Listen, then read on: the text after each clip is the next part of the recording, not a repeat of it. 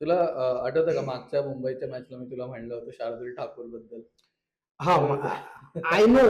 पण पण अगेन म्हणजे पण अगेन माझं थोडंसं दुमत आहे या हां. बाबतीत.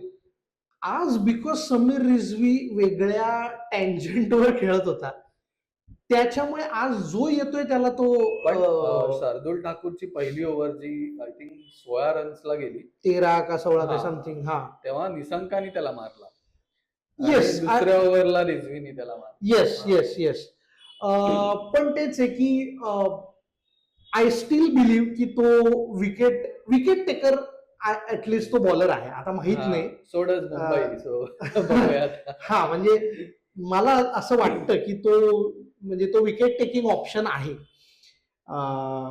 पण ऑफकोर्स येस, म्हणजे आता त्याला कशा विकेट मिळतात असं मला वाटतं ना, की त्याला अंडर एस्टिमेट करतात लोक.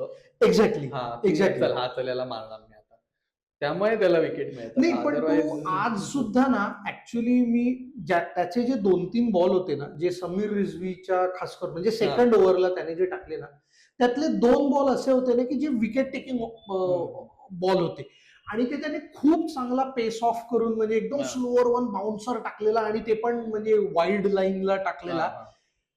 पण बिकॉज समीर रिझवीचा आज कॉन्फिडन्स म्हणजे खूपच वेगळ्या लेवलचा होता, त्याने म्हणजे तो सोडला. अदरवाईज म्हणजे 2-3 बॉल असे होते, म्हणजे मी सॉरी तुम्हाला असं वाटेल की मी शार्दूल ठाकूरला डिफेंड करतोय, पण त्याची बॉलिंग खराब पडली असं मी नाही म्हणणार.